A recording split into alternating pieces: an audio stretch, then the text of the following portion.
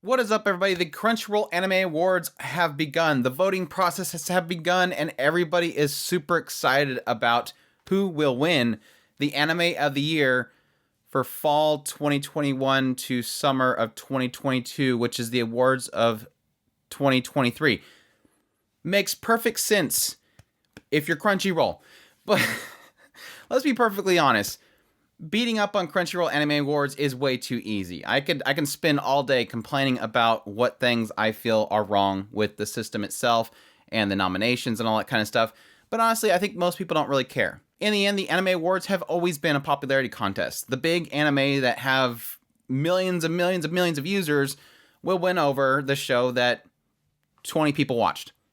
Like me. But honestly, one thing has been kind of weighing on my heart, and I really do want to bring it to the public's attention. The one thing that I think overall is the biggest stain that I hope one day Crunchyroll will resolve, which honestly, as I get into this, you're probably going to figure out that no, it's never going to fix, and it's never going to go away. I've talked about this a couple times on my live streams, and I kind of wanted to make a video where I kind of hone in on this particular subject and really properly explain it. The Crunchyroll Anime Awards voting process and how much it completely negates a legitimate voting process. All in favor of creating a self-importance of Crunchyroll and the marketing of their brand. Honestly, when the Crunchyroll Anime Awards first began, I felt it was a great thing. A way to celebrate anime. And so I supported it, even becoming a judge for pretty much every single year except for this year, which finally allows me to speak up. Those non-disparaging contracts. But no, the Anime Awards was a great thing. It was very community-based. It was everybody coming together and celebrating and having fun, and Crunchyroll did a great job of it early on. It was giving the fandom a voice, while at the same time making the anime industry a legitimate thing in the West. It was the Grammys of anime, even though that's kind of a joke anymore. However, over time, I realized one key important thing. Crunchyroll doesn't care about the voting process. It doesn't care about your voice being heard. And yes, your vote doesn't matter at all. Crunchyroll matters. Now you might be asking, why do I say that? If you look at the voting process, you'll see exactly why. Daily voting and the recent inclusion of Twitter voting. With the daily voting aspect, it's a marketing play. It's to get users invested in a win. It's basically, and yes, stick with me here, this is a legitimate thing. It's marketing brainwashing. In one of my previous jobs, I used to work alongside marketing people pretty much on a daily basis. And in that time, I learned about how marketing people think. One side of marketing is to get your name out there and to people to see it. But that doesn't sell things. Because typically when people see that, they don't need it. The idea is to get it stuck in your head so much that when you finally need it, you'll think of it. Think of one of those commercials that you see on TV and YouTube over and over and over again. It keeps playing every time you watch a television show, every commercial break, or every time you launch a video on YouTube. The jingles they have in there that make you go so nuts you want to throw your remote or throw your phone. But again, one day you finally need something that is included in that commercial and suddenly that jingle pops in your mind. Again, it's technically legal brainwashing, and that's exactly what the marketing people want. That's what they're doing with the daily voting. Every day you go there, you vote. And the next day you go, crap, I gotta go again. And they go, and they vote.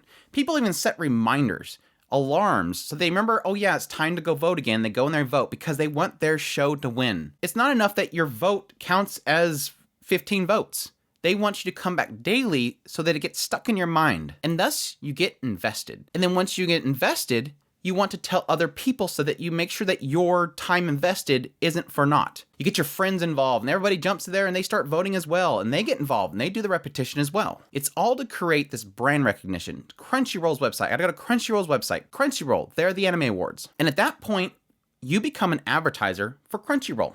You're advertising, you're telling your friends to come.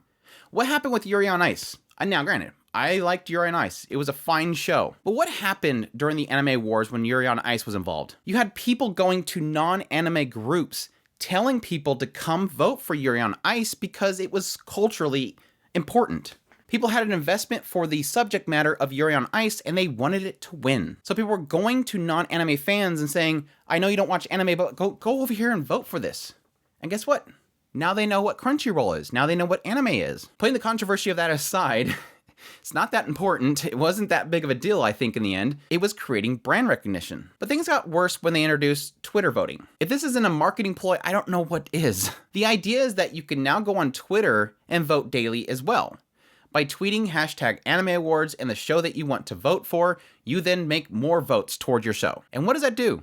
It doesn't take a rocket scientist to know what this is doing. It's getting Anime Awards trending on Twitter daily. It's a give and take that Crunchyroll wins in the end. You get to vote twice daily, and Crunchyroll gets free advertising. Anime Awards beyond the first announcement and the first point that the voting process starts isn't important enough to be trending on Twitter daily. But it will now, because they're creating this hype that's fabricated. And the fans that want their show to win is allowing it to happen. Again, Crunchyroll doesn't care about the votes. Crunchyroll doesn't care about registering what you're voting for. They don't care about your voice. The end game is to market their brand, because their focus is to see that trending, and thus everybody goes, what's Anime Awards? Oh, Crunchyroll? What's Crunchyroll? Oh, interesting. I guess I'll sub. In the end, Crunchyroll wins. And your vote doesn't matter. And Crunchyroll probably knows that. The big shows that have more viewers is going to win in the end. No matter what, unless the weight towards the judge just pushes it another direction. In the end, your vote doesn't matter. It never has. What matters in the end is that Crunchyroll gets eyeballs. And it should be evident in the idea that everything I just explained, what's the end game? It's not to get your vote. It's to get you to advertise for them. It's sales. It's subscriptions. And in the end, patting their own backs. Yeah. We got 17 million votes last year. Is that 17 million votes by legitimate anime viewers? Is it people telling their friends to enter their email over here so that they can vote for the thing they want to win? Is it people creating multiple email accounts just to vote on a daily basis with 5 different accounts? Does Sony care that you're doing that? No, because in the end, who cares? And like I said, it's a sad thing because now I don't even care. And I don't think anybody should care. During my recent live stream where we were going over the nominations for this year's Crunchyroll Anime Awards, I quickly realized as we went through r/anime and anime trending, the results on those sites were so much more exciting. It wasn't just the popular stuff. It was what the fans actually like. Because they were based on metrics. They're based on the fandom itself. Well, yes, they're not flawless, but at least the results seem like they were shows that most people that I've seen were excited about. Not just a few shows that a writer for Vice seen on their Twitter feed at some point. Vice, a company that was banned from Japan. And that's not to say all the judges are bad. I've said this before. There's a lot of people in the judges list that I respect. But there's always been a problem with Crunchyroll's system. And I don't think it's ever going to fix. And the reason why I say it's never going to fix is because this system they've created was created by their marketing system. And marketing's all about making money. So any idea of fixing something that makes them more money is completely off the table. But just something for you all to think about next time you go to vote for the Crunchyroll Anime Awards. I hope you guys enjoy this video. I'd love to hear from you guys. Let me know your feedback in the comments below. Do you think it matters? Do you like the Anime Awards, or do you think it's just a waste of time? I will admit there was a couple categories this year that actually did surprise me. And to finally see Mushoku Tensei on there was actually quite a bit of a shock. But again, that's 2021. But again, I'd love to hear you guys' feedback on this matter. If you like this video, make sure that like button down below. If you're new to the channel, make sure that subscribe button so you get all my content. I do news, reviews, first impressions, top lists, topic episodes. If it's anime, it's pretty much here. Additionally, if you want to support the channel more, we have a Patreon link, a tips link, and a super thanks button down below. We also have a membership button. I greatly appreciate everybody that supports the channel, and y'all take care.